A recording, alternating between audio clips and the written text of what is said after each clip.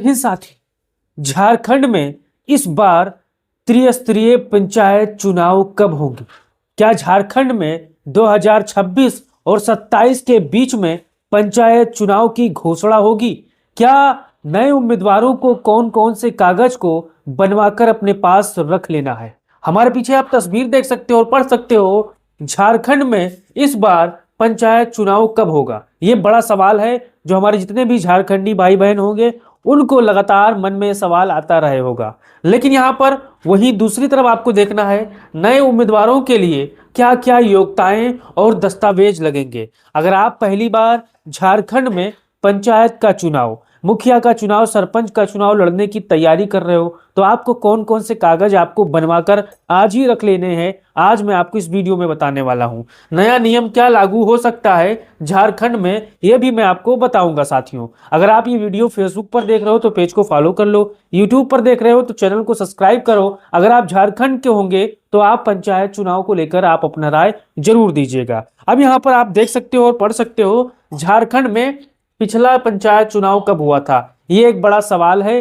पहले ये जान लीजिए साथियों, ताकि आपका कंफ्यूजन पूरी तरीके से दूर हो जाए। पिछला चुनाव पंचायत चुनाव वर्ष 2022 में हुआ था। यह चुनाव 3 चरणों में मई जून 2022 में पूरा राज्य में संपन्न हुआ था। लंबे समय बाद पंचायत बनी थी, इसलिए यह चुनाव काफी अहम था। कुछ ऐसे गांव थे जिनको नगर में जोड़ा गया था, तो उनका प्रसीमन होना था, इसलिए चुनाव में पिछली बार झारखंड में देरी हुई थी। आप सभी को पता है साथियों। अब यहाँ पर आप देख सकते हो, झारखंड में अगला पंचायत चुनाव कब होने की संभावना है, ये मैं आपको तारीख बताने वाला हूं। अगर आप झारखंड के होंगे तो आप इसको लेकर अपना राय जरूर दीजिएगा और आपका अनुमान क्या कहता है वो भी बताइएगा।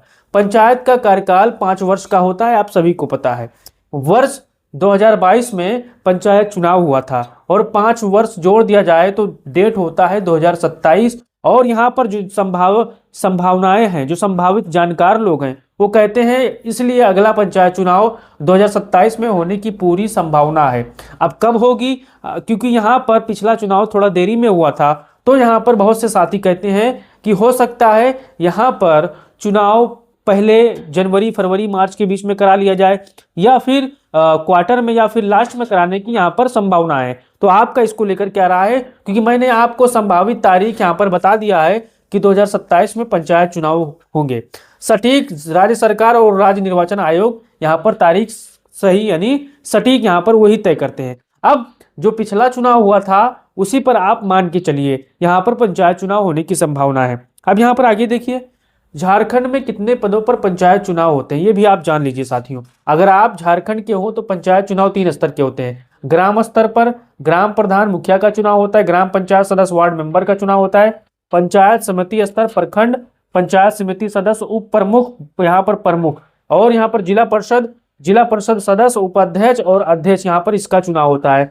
हर राज्य में चुनाव अलग अलग तरीके से होते हैं, जैसे कि बिहार में और राजस्थान में होता है, उत्तर प्रदेश में अलग होता है, वैसे ही झारखंड में नाम भले अलग है लेकिन चुनाव की प्रक्रिया सेम होती है। जैसे कि यूपी में आप मान के चलिए पंच और प्रधान का चुनाव जनता से होता है, बीडीसी का चुनाव जनता से होता है। उसी स्तर पर ब्लॉक प्रमुख चुने जाते हैं, उसी स्तर पर जिला पंचायत अध्यक्ष चुने जाते हैं, क्योंकि जब चुनाव होता है तो जिला पंचायत सदस्य हो, प्रधान हो या बीडीसी हो, जनता से चुने जाते हैं। बाकी जो चुनकर आते हैं वो जिला पंचायत अध्यक्ष और जो अपने अपने पदों पर चुनते हैं उसी तरह चुना जाता है। इसलिए यहाँ पर भी आप देख सकते हो, ग्राम स्तर पर और यहाँ पर जिला स्तर पर और जिला परिषद स्तर पर यहाँ पर 3 तरह के चुनाव होते हैं।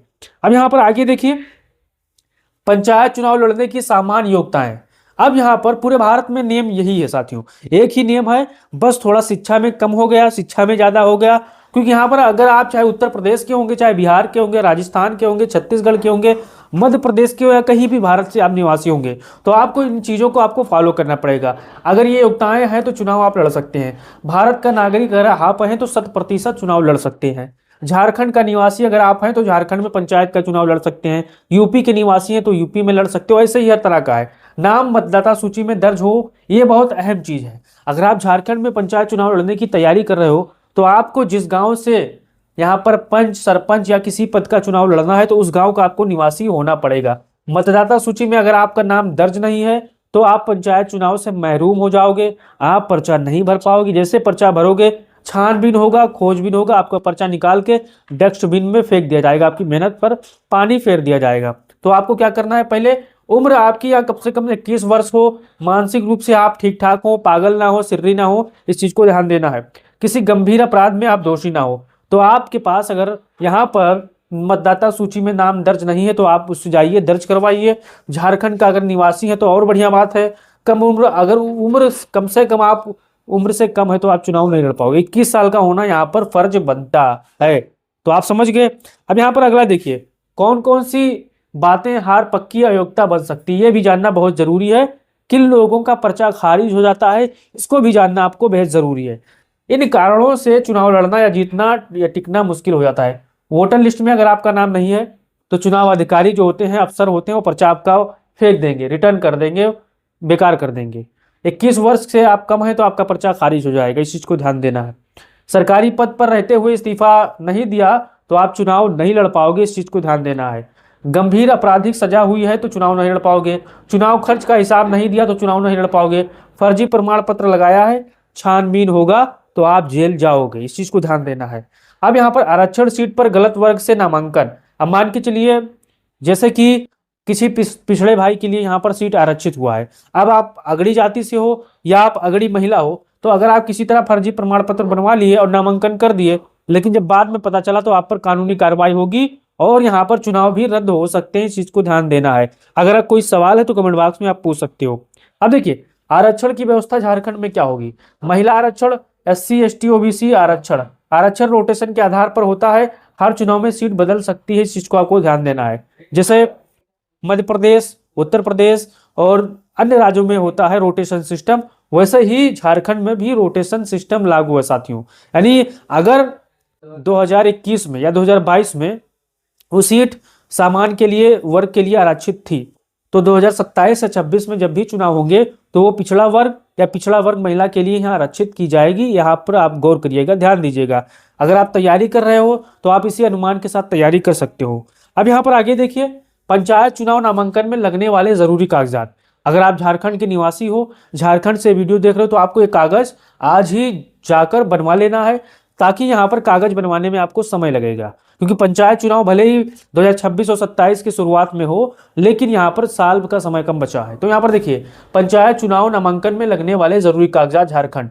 नामांकन पत्र यहाँ पर निर्धारित आपको सरकारी कार्यालय से मिलता है, ब्लॉक कार्यालय से मिलता है, जहां आप पर्चा भरने जाओगे वहां आपको मिल जाएगी। आप ऑनलाइन भी यहाँ पर नामांकन भर सकते हो। लेकिन शपथ पत्र, हल्फनामा यहाँ पर आप देख सकते हो, शपथ पत्र यहाँ पर आपको देना पड़ेगा। हल्फनामा जो कि तहसील से बनता है, वकील भाइयों की जुगाड़ से यहाँ पर बन जाता है।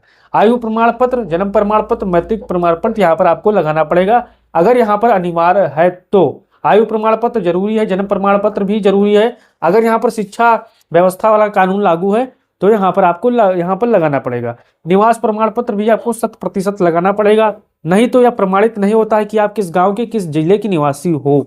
जातीय प्रमाण पत्र, अगर सीट आरक्षित है तो, अगर सामान्य सीट है तो जातीय प्रमाण पत्र लगाने की कोई आवश्यकता नहीं है, इस चीज को ध्यान देना है।